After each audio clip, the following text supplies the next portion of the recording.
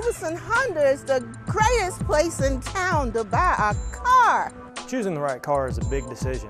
Here at Stevenson, we've got the exclusive lifetime warranty for a great peace of mind and have been a trusted name in the Southeast for over 50 years. My husband drives the Odyssey, I drive the CRV. Here at Stevenson, you'll find familiar, friendly faces with an experienced staff to help you search for your perfect vehicle. Come in and experience the Stevenson difference for yourself. If it has our name on it, you have our word on it. Come on, Dad, let's go. This is it. Excuse me. Okay, wow. Paying all this money during a recession, and she's living with a snake girl. Hi. You must be my roommate, Alex. I'm Kaylee. Nice to meet you. Hey, wow, you really got your room squared away fast. Well, I'm in the National Guard, so organization's kind of our thing. Oh. Yeah, plus they pay for my tuition, which is great. Really? Wow, so you're not in debt and your room is clean. Yeah. Is the Guard Scholarship right for you? Visit nationalguard.com.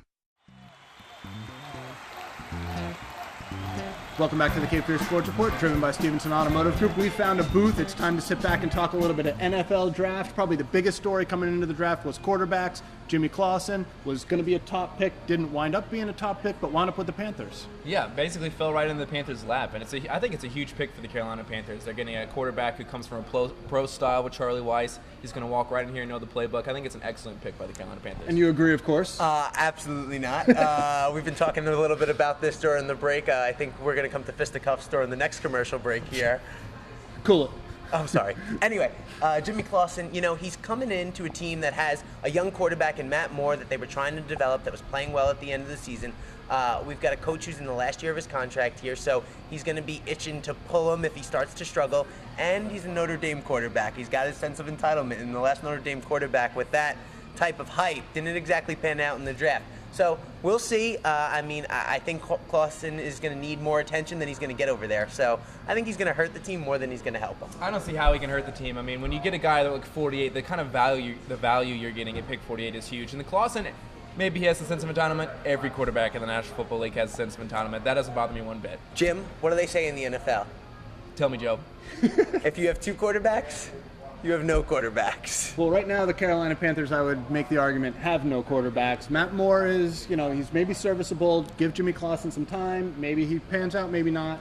Maybe at that point in the round, it's worth the pick. If Matt Moore is your future, you have a murky future. Wow, all right. No faith for the guy. I mean, he had a better record than Jake Delhomme, and Jake Delhomme was beloved here. That's all I'm going to say. I think you and I had a better record than Jake Delhomme. Besides Jimmy Clausen, you like the Panthers draft? I do like the Panthers draft. I think, the Armani Edwards pick is a little interesting. I think he can be a good fit in a wildcat sort of offense. The Panthers are really committed to the run. He can kind of mix it up a little bit with the throwing and playing a little slot receiver too and doing some end-around kind of stuff. But I think he's a really interesting pickup, and I think he could be really productive for the Panthers next season. I like Armani Edwards too. I like him as fit for the Panthers. He's a local kid out of App State, and he was there for their run of championships and, the big win over Michigan, which we could hear John Rendelman yelling from Boone there, so all the way here on the coast.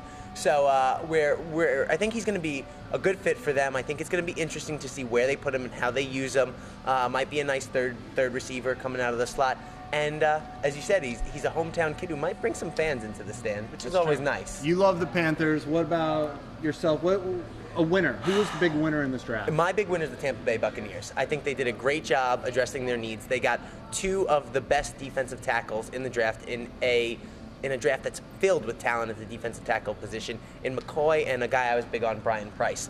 Having those two guys and then addressing their need, trading up to get Aurelius Ben, a good wide receiver who could help out Josh Freeman. They lost Antonio Bryant in the offseason. Nice replacement there for him.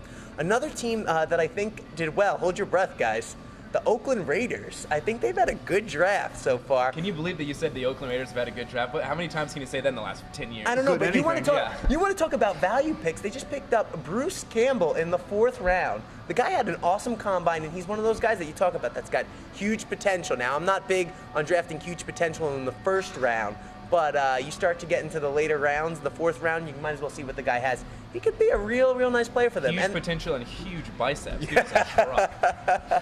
All right, that's some of the winners. What about some of the teams that maybe we would have hoped a little better from? Well, I think Denver Broncos, the jury's going to be out on them for a while here. I think Tebow's a nice character guy, and that's the Ben Roethlisberger effect sort of coming out there. You want guys who aren't going to get suspended, who aren't going to cause your team to lose money, and who are going to be on the field when it comes down to it. So the Broncos went with Tim Tebow. Josh McDaniels was sold on him, fell in love.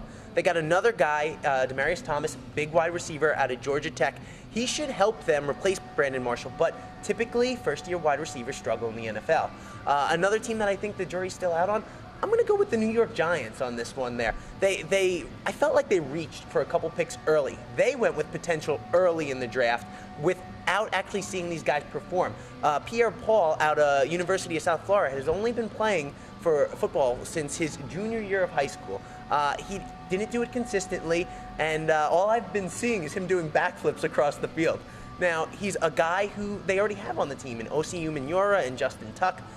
I think the Giants reached on a couple of their picks this year. What about Detroit Lions? I can't believe I'm saying it, but I really liked what the Lions did, coming up with Sue. And did you get Javid Best as a running back late in the first round? I know you were real big on Javid Best. I mean, the guy from Cal could light it up. He's explosive start to finish. We're going to see how he goes and handles the impact of the NFL on a daily basis. You're worried about his frailty. Yeah, but you know what I love him? I love him in the return game. And getting any value out of a rookie like that, in somebody that's going to help you be explosive. We saw that in Deshaun Jackson, who's been lighting it up for the Eagles.